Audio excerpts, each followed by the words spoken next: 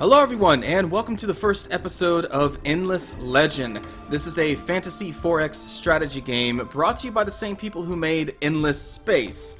You can see their share of Endless in the title.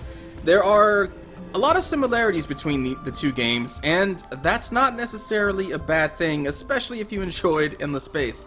So let's jump into a new game here. I want to also mention that this is a game currently in alpha on Steam, so you can pick this up if you want to give it a try for yourself. There are currently 4 different factions in this game, but my understanding is that they want to include a lot more, kind of like in Endless Space there was a ton of factions to play through. And also every faction does seem really different, and they do not adhere to the fantasy stereotypes of, hey, you have elves, you have orcs, you have humans. No, you have windwalkers, which are kind of like a Twi'lek mixed with an elf. Yeah, that's what they're kind of like. You have Broken Lords, which are these beings of pure spirit and energy that kind of just inhabit these sets of armor, which is actually what you're seeing right back here. That's a leader of theirs right there. So yeah, the Broken Lords, and they are all about the dust. And dust in this game is basically gold. And if you play it in the space, dust does the same thing it does in the space. We have Vultures, which is actually the one I have not tried yet, so I honestly can't tell you much about them. And then we have Necrophages, which is like, it has some elements of necromancy in it, you know, things that go around cadavers and dead things, but it's a faction of bugs, and there's like a hive mind, and it's pretty cool. So I've only tried 3 of these 4 races, and for this I think I'm going to pick the Windwalkers, which are the Twi'lek elf combination as far as I could tell. And we will just go with the standard setup here of the 3 other enemy empires. And timed battles, no. Region size, we'll just do normal, but you do have small, normal, large. Temperature is... the only one I've ever messed with is Terran. So I've never actually looked through these. Let's see what these are. Arctic is harsh with little food, industry, and dust. Rich in science. Okay. Cold with little dust and science. We probably want to do Terran just to have a mix of environments. But there are different environments you can choose. You can choose the way of the world, so either it's a Pangea, one large continent, or a small Pangea with a larger ocean. I imagine there will be more options when this game is fully released. And then world size, small, normal, and large. I will go with normal. I think that way we may actually come across the other empires faster. Now, I don't know if I'm going to do a full campaign of the Windwalkers, or Wildwalkers, sorry. What I really want to do is just kind of do a couple episodes of each and show you the 4 factions that are currently in this game, is what I want to do right now. This may turn into a full-blown campaign, but that's my original goal when I start this recording, is I just want to do a couple videos per faction to show you what they are. You have a color choice here, we'll just stick with blue, and we'll jump into what the Windwalker's specialties are when we get into the game. So let's start that. And while this loads up, I gotta say that the presentation of this game is... I love it. I love the UI, the music is great. You can hear it in the background right now.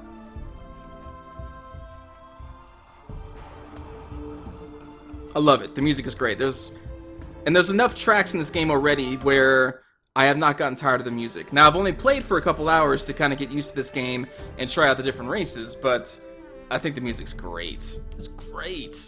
Love it. Alright, so when you start the game out, this is what you got. You have your hero.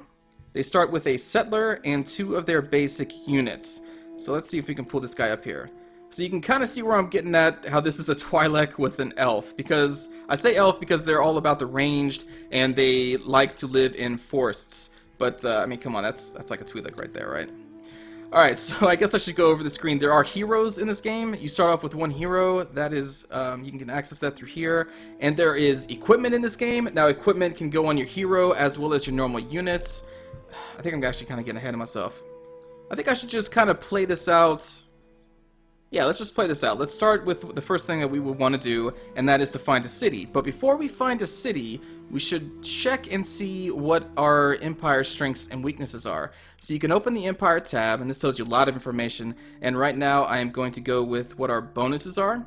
So, Wild Walkers, that's our race. We get +1 production on any terrain with a forest. So, we're going to want to settle in a forest. That is... I don't know why that's a bonus. Here we go. Oh, this is pretty cool too. Provides the ability to detect opponents' armies in your empire and adjacent regions. Which, as I said, I've played 3 of the 4 races, and none of the other races have that, and that's pretty cool. And hopefully that comes up in this little Let's Play here. Survival Instinct, Visions of Glory. So the one thing that's not in this game yet that kind of sucks is units have special abilities attached to them. For example, the Hive Mind race, the Necrophages, their basic units have a skill called Last Stand, but if you hover over the skill, it doesn't tell you what that does. So I guess in this alpha, that part of the game isn't in there. The Last Stand and all these abilities work, but you can't hover over it to see what they actually do. And that's kind of, it's like, I need to know what these do, but it's an alpha, you know, they're still putting things into this game. Anyway, so like I can't hover over these to see what the heck this actually means. But we also have, what is that, minus 50% gold on city and research on city. That's what that icon is. Okay, and we'll get to the rest of this a little bit later, because, well, yeah, we'll just get to that a little bit later. So, we get extra production when we're on a forest tile, and you can see forest tiles over here. You can hover over it. It's going to tell you exactly what it is to the left. That's the enchanted forest, and it's going to break down every single bonus you're getting, and then give you the total output at the bottom.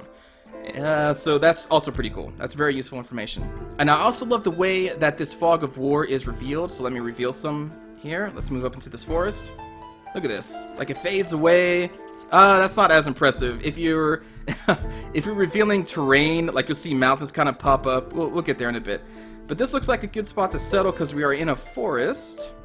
And what is this? Ruins. Okay. So all across the world you're going to find these ruins, and I'll just show you right now. You can right click on them and you get the option to search. So let's search. And then it's either going to pop up something that you found, or you're not going to find anything, or the ruin will give you a quest for you to do, and there's usually a pretty cool reward. Either additional resources like dust, or other resources or items that you can get to equip on your hero and your units. So these are pretty important. If you see a ruin, I would suggest, trying to search it. And this is a wine deposit. And again, it tells you exactly what this is going to do for you. That's a lot of stuff. We got a food, production, research, and money. Is this technically on a forest tile too? That I don't know. I think so. It looks like it's forested. So we should even get more out of this because because of our ratio bonus with production. So, oh wait, what is this? Ooh, that even gives us more stuff. I'll tell you what, let's settle right here. So I'll move right there. I will click on my settler. Actually, I don't think I need to do that. Let me deselect. Okay, so as long as you have a settler there, you can see this icon here, find a new city. So let us found a city, and, oh, I guess we want it here. Let's find it here. We're going to have to wait a turn, though. We're at a movement point. So movement point's right there. This is the overall health of all your units, and this is the vision range of your army. So let's end the turn, and we'll get into some more gameplay here in a moment. There we go, turn is over. Let us move here. We have found our first city. Forgot it's a left click, not a right click. There we go. So now we have our first city. So you may notice that this region of the world is now in our outline. By placing a city, you can scroll the way back here, you lay claim to a region. This is the region of Redalta. So you only need the one city, and then that's it. It's yours. So that's pretty cool. Let's go back in here. Now, every single one of these tiles, all of their production is going to be reflected up here on the city screen. These little people, that's how much population you have in your city. Right here is going to tell you how many turns it's going to take until your city grows so you get 2 population. And the whole purpose of population is you put little dudes in whatever one of these that you want a bonus in. So right now, it defaulted to having the person on food, which is good because food is what we need to increase our city, which then gives us more population, which again gives us more people to have more bonuses on other things. So growth is very important. Also up here, this is another mechanic that comes from Endless Space. It's this whole approval rating. Right now we're sitting at a 70% approval rating, and what does that do for us? Well, you can see what it does for your specific cities by hovering over modifiers. We have a 17 additional gold from the city per turn, plus 4 from being happy. This is happy. So if your approval rating goes down, your city is going to take a negative eventually. If your really unhappy. It's going to take a negative to all of your production. And there are multiple things that can increase your happiness rating, such as technologies that we can research and strategic resources like this Earth Spine. At the very bottom of that, you see you get a plus 10 thumbs up. That's your approval rating. So these are also pretty important to have. I'm not exactly sure what everything is that can make your happiness go down. I'm not sure that yet. I haven't gotten deep enough for that, but I know you always want as high a happiness rating as you can get. Anyway, so all these production tiles are reflected here. Now, the way that you expand your city is you're going to have to build these things called the borough streets. And we cannot build one yet, but we'll get to that here in a bit. The first building I'm going to make, it seems like all of the races have this in common. You build this Founders Memorial. You can only have one of them at a time, and it basically is your capital city. So I'm going to click on that, and you see it's going to be queued there. You can queue multiple things at a time if you want to, like I can queue up the seed storage, and it will just go in order. And I can just click on it again to take it off. So we're going to build a Founders Memorial, which will, as you can see, give us all those effects right there. Excuse me. Alright, so with that out of the way, what else can I explain on this screen? The purple star, the +1 to purple star, that is something I will get into here in a bit. You can actually see it reflected right here. This is our... oh, what is this called? I think it's called influence. Yeah, here we go. Influence points. And influence points, we'll get into what they do, but generally what I found them to affect is you can assimilate minor factions in this game. We'll get to that in a bit. So if influence points affect that, and influence points will affect your empire's plan, which will unlock at turn 20, and then we can choose how to spend our influence points. So we'll get to that here in a bit. Alright, so that is our city. Nothing else to really do. Now we can have our hero. Let's get out of the city view. We can have our hero and his starting army here go out and do some exploration. So typically what I think is best to do is to explore your entire region, because there could be a minor race in your region, and if you conquer a minor race, that minor race will give your city bonuses, or your empire bonuses. So you want to try and explore your own territory first, and then kind of expand. So I'm going to send my guy around to expand, or to scout. And we also, since this is our first turn, I forgot to do research. My apologies. This is the research screen. This game is broken down into eras. As soon as you research enough technology in Era 1, you will have access to Era 2, so on and so forth. But you can always go back and finish Era 1 if you want, because you don't have to research everything to get to Era 2. So just know that as well. So right now, let's see. This is another similarity to Endless Space, how their technology tree is set up, because you have the Empire and Expansion, which is the same as in Endless Space. Up here you have your military stuff, you have your research, science and industry, and then you have your economy and population on this, and it's going to be the same for every single era. Right now, let's see, in military we can research a support unit. Tells you their attributes right there, and I guess we'll get into that here in a bit, but I think I'll grab this guy first. And then you can also queue up your research. So let's see, we have that guy queued up. Let's see, what else would I want to do? Oh, the one difference I think that is from Endless Space to this one is that I don't have to queue this guy up first to get to this. Like, I can take that off and go right to there. There is no tree, it's just whatever one you want. So I can choose this, which will give us access to accessories level 1 if I want to. Accessories are things you can equip on units and your hero. But for right now, I'm going to queue that guy up. Oh, you know what? No, I changed my mind.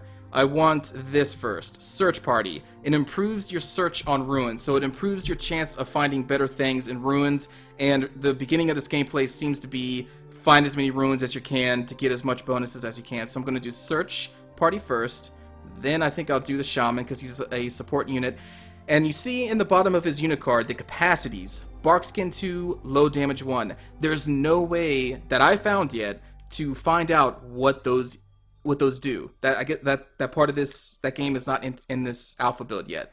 So they are working. I can confirm that these capacities do work. But I have no idea what they do, which is unfortunate. But, you know, alpha is alpha. It's totally fine. So we queue up those two, and then we will get out of this screen. What other screen can I show? We have the city list screen, which is going to become very useful as I found more cities. From here, it shows you all of the construction going on, all the resources in your city's region, and everything that that city and that region is producing is right there. Also, it tells you if you have a hero governing your city, which I do not because I only have one, and he is in an army. But if I wanted to, I could assign this hero to govern the city, and he will gain bonuses. Okay, so that's that screen. Research. I've never actually looked. Oh, this is our quest journal, right? We don't have any quests yet, but all the quests would appear here. We'll show that here in a bit. And then here is our military screen. This is where we can manage our armies that are currently out in the field, and this is where we can design new units. So let me just kind of show you. Here's our basic archer lady, our little Twi'lek here. She has a crossbow and a shield, but if we wanted to, we can change it up, and we can either edit this one, or we can create a new. And when you create new, it's going to still be the same base model that you choose up here, but then when you create new, you can create your own name. If I do edit, then this is just still going to be called a Dakari Ranger. I'll just show you. I will go into edit, and you can see all the equipment here. Now this is what they come with standard, and this is their current production cost reflected down here. So let's say I wanted to make them more defensive. I would just drag this into there. And if I hover over it, it tells you exactly what this is going to do to this unit. It gives us +2 defense, but it takes away 1 from our initiative. The initiative being the order of attacks in a battle, which hopefully we'll see a battle here soon. I guess I can just run through this real quick. Life is life. It's pretty self-explanatory. Their attack value, their defensive value, speed on the campaign map, and then their chance to critical, which critical is insane. We hope I get to see some of that because they do a lot of damage. But anyway, I do not want to do any changes to this unit right now because I don't want them to be more expensive. So we'll just kind of get out of here, I guess. So I'll just do close. Yes, I'm sure I'll need the screen. We'll go back to the screen in a little bit. And then from here, you can go to the Academy screen. And this is where all of your heroes are going to be. I can assign my hero to our town from here if I want to, but I do not want to. So I'm just going to exit. And what is, oh, and this is the diplomacy screen. This is pretty cool. So this is us, and then these are the varying levels of your diplomacy with people. So the closest one to you is going to be an alliance. Then you just have peace. Then there's a Cold War, which at first contact, everyone starts in a Cold War, and then there's war. So I think that's kind of cool, this little setup. I love the presentation of this game. It's really cool. Oh, where am I? There we are. Alright, so let's end the turn. There we go. This is going to be our faction quest. And it gives you a bunch of kind of flavor text over here. I will scroll down just in case anyone wants to read it, but I'm not going to read all these out because there's going to be a lot of text in this Let's Play. But it is worth reading. I've read through it, and it's pretty cool. And it's different for every single faction. Every faction has its own story quests, and it's very unique to that faction. Like the one for the necrophages, it's pretty cool. Anyway, so this one wants us to explore the map and search 3 ruins. And this is the reward we would get. A strategic resource. Now, unfortunately, from this screen, I cannot tell you what this does, but when we get it, we can then hover over it in our Empire screen, and then that's going to tell us more specifically what Paladin does for us. If it's just a trading resource, like a luxury, or if it can actually provide our Empire with like a 5% defensive bonus to all our units, something like that. So I'm going to just dismiss this message. And then you can see that we have our quest up here now. We need to explore the map and search 3 ruins. So let's get to that. Now, if you have a lot of units already with moves that have been queued up, like you can see I had this guy moving here. It's going to take a couple turns because this is in yellow. You can come down here and you apply unused army movement points, and that will move all of your armies. And there we go. Now I have discovered a minor faction, the Delvers, or Dwarves, but again with their own unique flavor. And this tells us what the Delvers have. So their infantry units has 37 life, 18 attack, a high initiative of 11. They have a high crit, high defense, and high speed. These actually are pretty good. And this tells me the effects on our empire. So this is if we were to destroy them and assimilate them into our empire, then our empire would get 5% gold production on this city that controls the region that they're in. And then we would get an additional 5% per pacified village. So there could be more than just one village of these Delvers in our region. And if there are, if we pacify more, we pacify 2, we'll have 10% gold increase on this city, so on and so forth. And then you can also show location, just be like, oh, where are these guys? And then there they are. So we will get to them in a bit. For right now, I'm more concerned with doing this quest. I've used all my movement points. We are still producing the building there. I have nothing more to research, so let's end the turn. And everything that happens that is important when the turn starts is going to appear right here. So let's click on this. And our population has grown to 2 in our city of Rodalta. Or, yes, Rodalta. And then we can come here, and then you can see that the computer automatically assigned it to the production, but you can just click on the worker and then drag him around wherever you want him to be.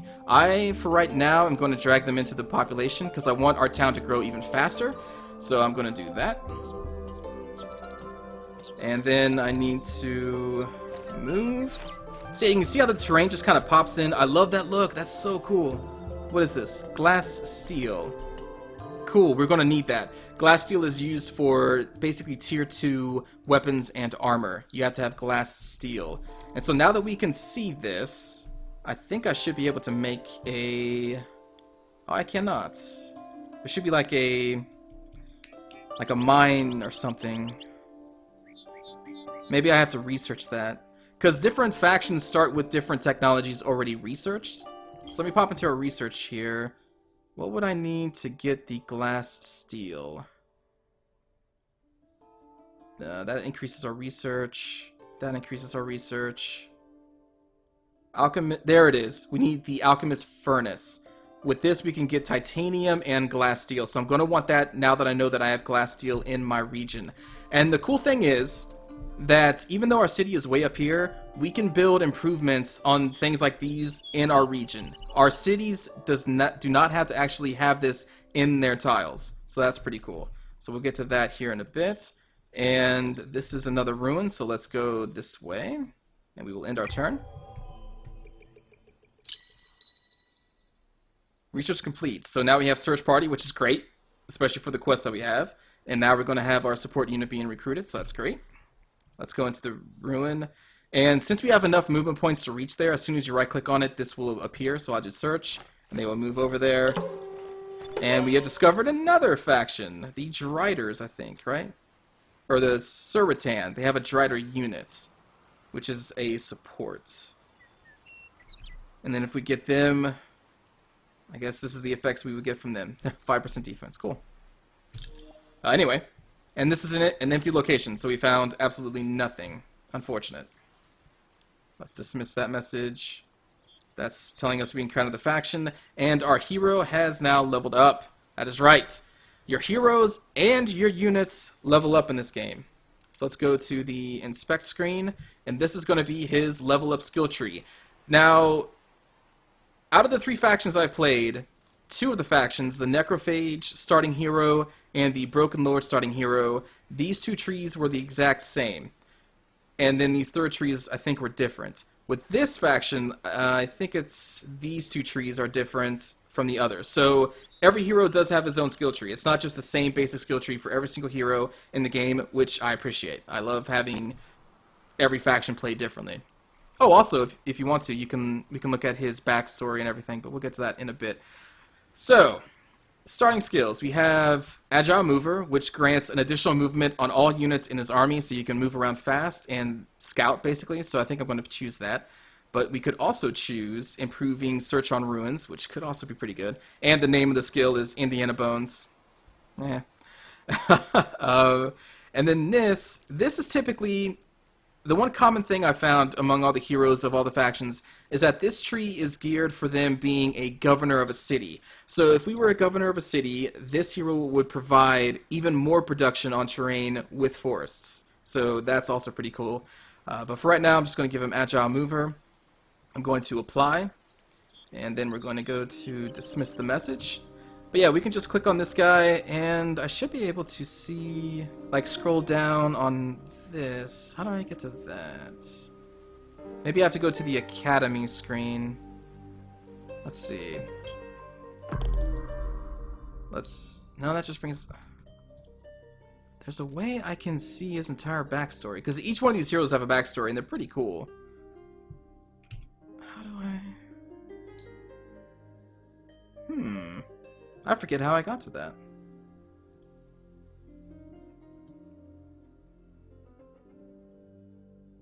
It's not super important, but I don't know how I did that.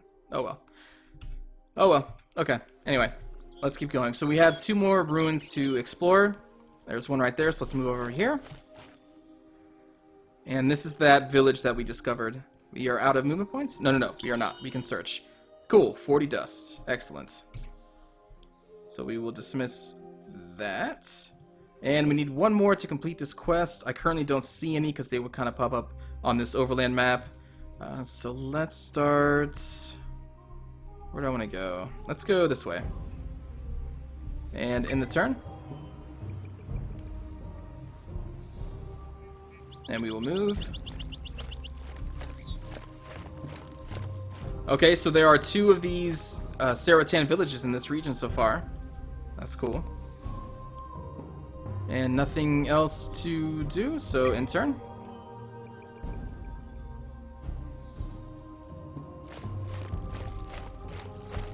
There we go. Oh no! Okay, yeah, you can see that we're actually on a plateau here. It's signified by like these rocks on the edge of the terrain, so we can't just jump down those. And that actually makes a difference in battles too, so I hope I get to show that off. Man, so we're gonna have to run all the way around. Jeez, okay. Well, they're gonna be moving for a couple turns. Nothing else to do. Alright, so our production of that is done. This is going to tell us that, and so we can just click on this to open the city view right there. And I think I'm going to... Let's see, we have 8 turns currently until our growth. If I apply this guy... It will be 6. I think I can accept that. Alright, so next... Seed storage, plus 10 food on the city and 20% total food production. And it will take 1 dust to have this building in our city. That sounds good to me. That can further our growth. So I'm going to click on that. Alright, so when you see this little gold icon highlighted, that means you have enough to buy this thing out with the dust that you currently have. You can see it's going to take 160 dust, and that will make this build in 1 turn. I will just show that off right now, I guess. We'll just do it. So boom. Now there you go, 1 turn. And I will probably make that support unit when we have that researched, which is 1 turn away. So that's cool. And you can see now we can also do this expansion. So this is how you expand your city. Let me click on this. And you can only expand off of a current building tile, which in this case is our main city. And then you just kind of highlight, and it's going to show you all of the tiles that you're going to get. So since we get more production from the forest tiles, I want to try and get as many forest tiles into the city's production as possible. So right now, I'm going to expand this way. There we go. So after this is done, they will start building our expansion, and we'll get these 3 tiles. Let's exit that. Dismiss that message. We will have them move. So there they go, they're moving. Oh, whoa. 2-headed werewolves? What? And this is a ranged unit? With 24 attack. Our basic ranged unit has an 18 with a 4 critical. So this unit is nuts. And their effect on our empire is vision. Cool. Wow, that's pretty cool. And there they are right there. I believe our unit can go through their village and not attack. Let's end the turn. We should get a production. There we go. Oh, that's the research. Okay. Next, what do I want? This unlocks the army action to parlay and bribe. I've never done that before. I imagine instead of attacking a city, we could bribe it.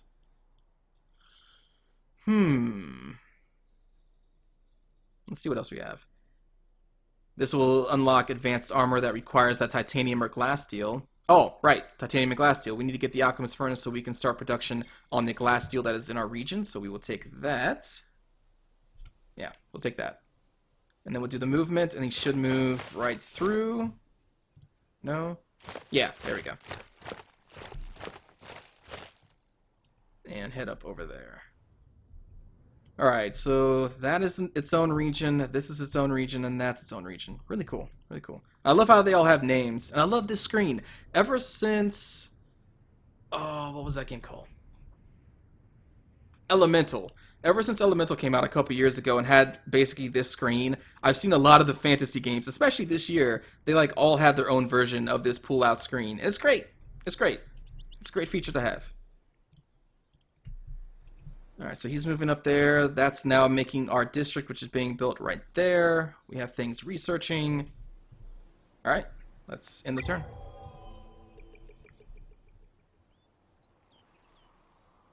Okay.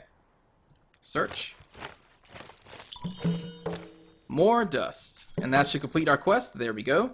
Completed objective. Now we have 30 Palladian, which is now up here. And that doesn't tell me what that does. I'll look on our Empire screen here in a minute. Okay.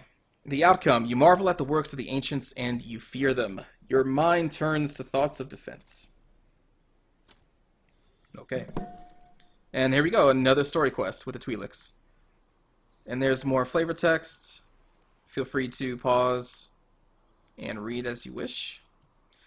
Your empire must grow and you must have help to do this. Make contact with a neighboring minor faction and assimilate them into your empire, peacefully or forcibly. Alright, so we have to assimilate the Haunts, which is someone we have not met yet. Some villages have been identified in a nearby region called Teriel. So they have a specific person they want us to assimilate. Now you can only assimilate if you own a city in that region, if you own that region. So me going over there and taking them out won't do me any good unless I have a city there to assimilate them with. So we're going to have to get a settler built and so we can go to Teriel. So let's dismiss that. That is our new quest. Can I see Teriel? There it is. That's where I need to go. Okay. Oh, cool. So you see these exclamation marks? This is that special ability that allows the... Oh, what's our race called again? Wild Walkers to see enemy units within and next to their territory, which is awesome. It's a radar. That's so cool. So cool. Okay, so what's over here? More glass steel. That's pretty good. Let's get our hero. Whoa. Another minor faction. These guys, this is a flying unit, is a demon, pretty high health, 32 attack, which is huge, a high crit chance, at least compared to my own units, and a high speed. If we get this guy, we'll have additional influence points to use, which are also pretty important. Alright, let's dismiss that, and there they are. We have nothing to build. Let me open up this. Would this tell me what this does?